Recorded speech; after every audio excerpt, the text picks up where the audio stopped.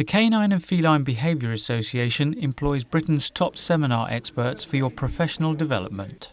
Seminars are exciting and stimulate new and modern ideas from Britain's top experts. My name's Simon Harding. I'm a senior lecturer at Middlesex University, and I'm going to talk to you about, in American studies there's quite a lot, because they're really onto this now, and they're beginning to recognise that certain types of individuals and gang-affiliated people in particular will use dogs in a particular way. So I did find lots of empirical or visual evidence and reports from police from be revised, but still waiting on that. So for some people, they think, well, has this created what they call a moral panic? Is this a lot of huff and puff generated in the media that isn't really... Or you're instructed to stop for one reason or another. Again, you've got to comply with what the legislation says. The dog should not be removed or permitted to leave the vehicle when on the motorway. If, as a result of an accident, the dog should escape or it needs to be removed from the vehicle, it shall not, and again it says it shall not go or remain on any part of the motorway. The only place that you can be is on the verge away from the motorway, and it has to be kept on a leash with the law. And for myself, my colleague and other colleagues in the police service, sometimes for us it can be very difficult because we're the ones that have to pick up the pieces at the end of the day when things go wrong and when dogs have to be put to sleep.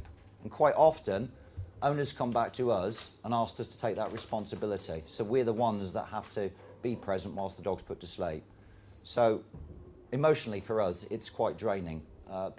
Some people don't see that out on the streets. They think that all police officers are out there just to have these dogs put to sleep. That's not the case.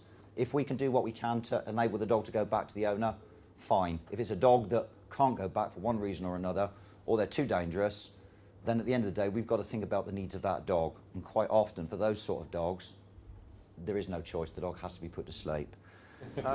Any other questions, or any other questions for Colin? I know it's going to be down to this is going to be down to the individual magistrate or whatever, but whether you could give a sort of guideline. Going on the forms of liability, if I have a dog, let's just say me, if I have a dog that I know is aggressive to other dogs, and yes, I know my dog's aggressive, and I take reasonable precaution to try and avoid other dogs, because this happens to a lot of clients, I'm keeping my dog on a lead, I'm not walking in the busy areas where everybody else walks, I'm trying to keep him away, and somebody else's dog, off lead, runs up to mine with the owner saying, 30 metres away, oh, he's friendly, and my dog bites that dog. But your dog's on the leash, the other dog's not on the leash. My dog is under control and on a lead, and I'm taking reasonable precaution. We will cover this later on under the other legislation. I know you're talking about dog on dog, but it's about being in control of a dog. What's deemed to be when you are in control or not in control. A dog can be dangerously out of control even though it's on a leash. Even though it's on a lead, yes. But we will cover that, okay.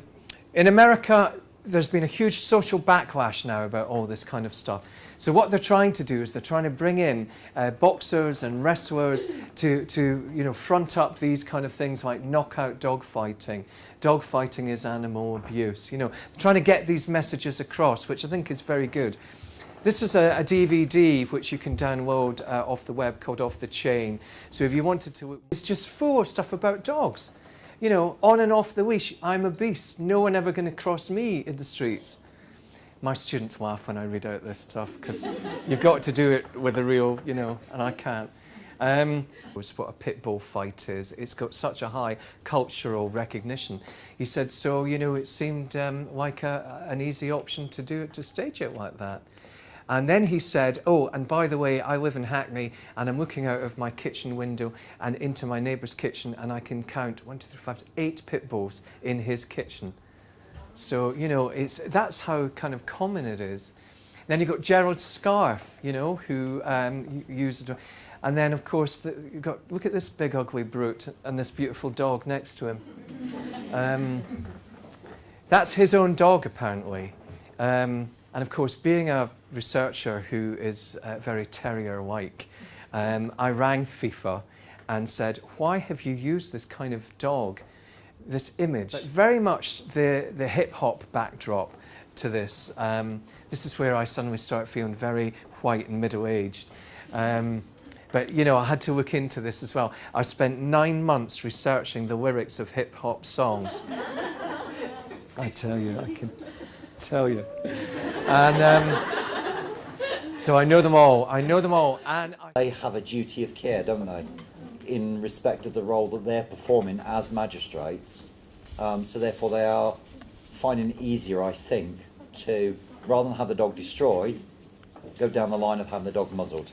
So you will see more and more dogs being muzzled nowadays.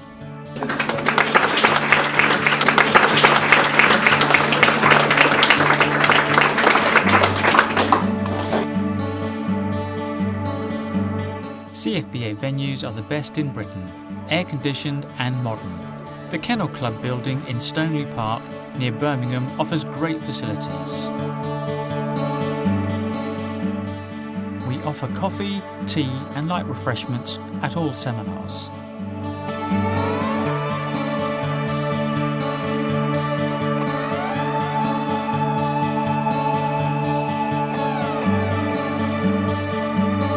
Seminar seats are booked rapidly, so do ensure your reservation online today.